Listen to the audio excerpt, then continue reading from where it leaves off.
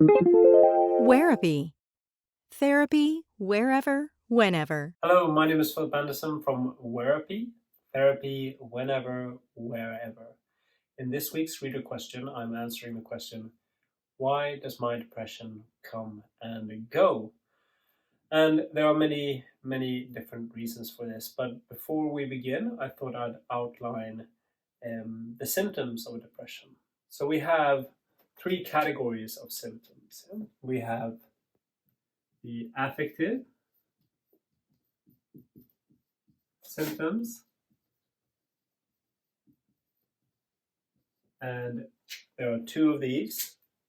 One is low mood,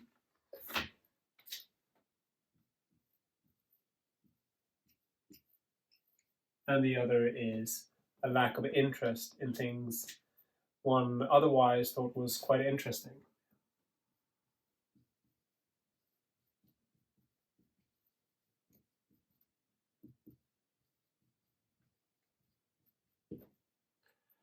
And in order, for someone to have a depression, you have to have at least one of these two for a period of 2 weeks throughout the entire 2-week period. So from morning to night throughout this period. And then we have the bodily symptoms.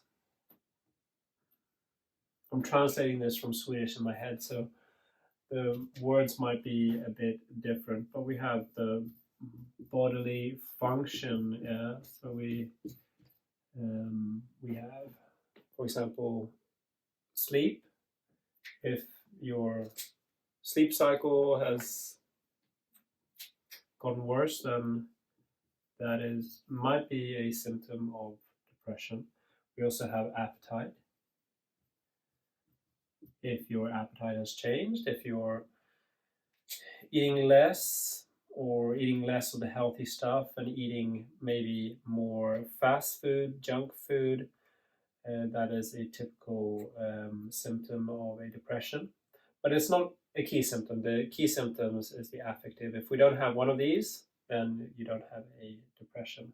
But interesting side note is that if you're eating junk food is filled with quick endorphins. So if you're so people who are depressed, they're kind of getting a kick out of eating junk food. So it can be seen as their way of treating themselves, making themselves feel better. But of course, in the long run, it doesn't really help. And then there's also movement. If your movement is a lot slower than usual, then you're probably, or not probably, because some people are just slow in general, but if your movement has slowed down in recent weeks, you're a bit more clumsy than usual, then that could also be a sign of being in a depression. And then we have the cognitive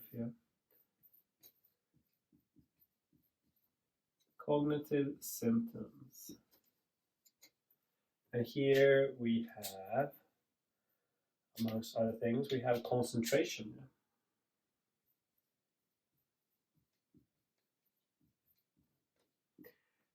We can't concentrate as much as we used to, and that could be a sign of depression. Here we also have negative thoughts, a negative self-image, pessimism,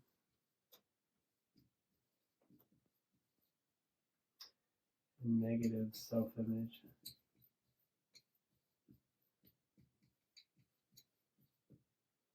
So we have a few of these symptoms in each category. And again, without one of these two, it's not a depression. So let's get back to answering the question, why does my depression come and go? And there could be many reasons for this. And here I'm just kind of thinking out loud. One could be that we have many short depressions. And that seems like a cop-out answer, but a depression lasts for a minimum of 2 weeks. it actually lasts for a maximum of 8 to 10 months, even without treatment. Or at least the guidelines say that you should be able to self-heal within that period. Now, if you have other things that are triggering new depressions upon that depression, then it can seem like it lasts longer. So if you're feeling depressed, and if we're just playing with the thought of your depression being triggered by the death of family members, so we have one stimuli here.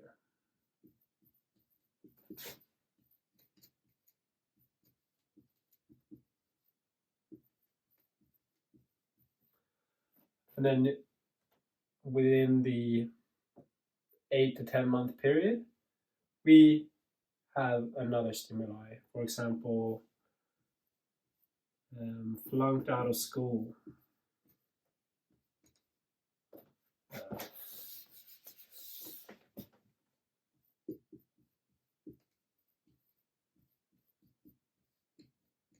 Now, getting bad grades and getting kicked out of school might be a result of not feeling in a good mental state because of the death of a family member. You haven't been able to study as much, you haven't been able to do the things that you were supposed to do, and you have to flunk out, and that creates it's a stimulus for another depression. Yeah. So repeated stimuli might be the first source of a come and go depression, if we call it that.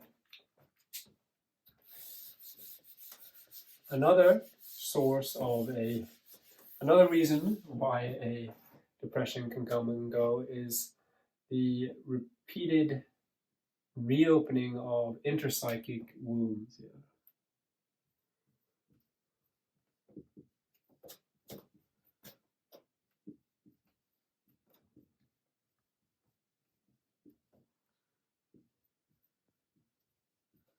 So if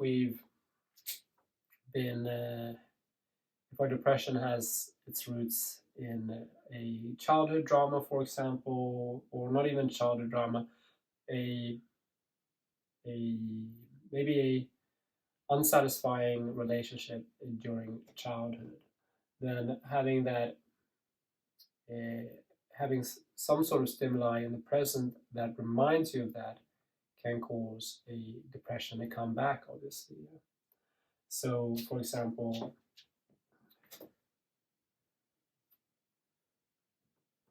a not feeling adequately loved by one parent. Yeah. As you've seen probably if you're a subscriber to Wherapy Plus, there's a great course about relationships there. And in your childhood, you create what we call in the psychological or psychotherapeutic community objects of your parents. So you internalize your parent, both the bad version of your parent and the good version of your parent. And you bring these with you into your adult relationships. So then if you meet somebody, meet a romantic partner, whether you like it or not, the romantic partner will probably be a lot like your parent of the opposite sex to you.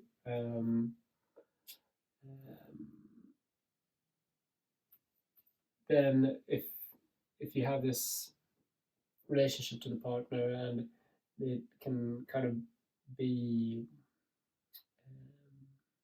there can be conflict in that relationship, which is similar to the conflict that you had with your parent, then obviously you're reopening a wound, and then you're dumping that person, or you're getting dumped by that person, and then you meet another person, and that's reminding you of that person again, or your parent again. Yeah. So meet a romantic partner, we have conflict. And this is stimuli that, well, we fight with people all the time, so, or we disagree, we should say, with people all the time. So we shouldn't. That shouldn't be the grounds for a depression. But if it's linked to an inadequacy or something that you're not satisfied with from the past, then it brings up a narrative where you start ruminating, thinking that, well, I'm not good enough. Obviously, my dad or mom didn't do this for me. And then when I met that person or this person, they didn't like that part of me. And then when I met this person, it went really well for a short period of time. And then we fought, and it was because of this. And am I unlovable, or what's the case? What's the problem with me? You start ruminating negative thoughts, and doing that enough brings down your energy levels. It makes you disinterested in things that you were previously interested in. You have a low mood. You have these affective symptoms of depression, and with it comes the bodily functions, those symptoms, and also the cognitive systems.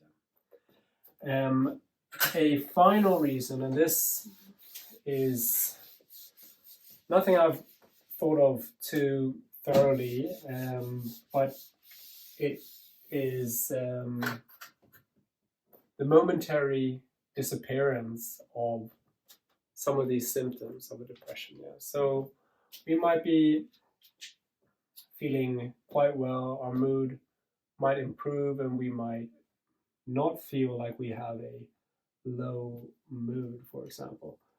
If we, right here, this is a flat, unchanged mood. And this is what we're experiencing during a depression. We're kind of going down. There's something that is at the root cause of the depression. And here we're going down. We're going up and down, but we're not at this normal level. And then we might have a period, an event that is caused, what am I saying? An event that causes our mood to go up momentarily and then come back down.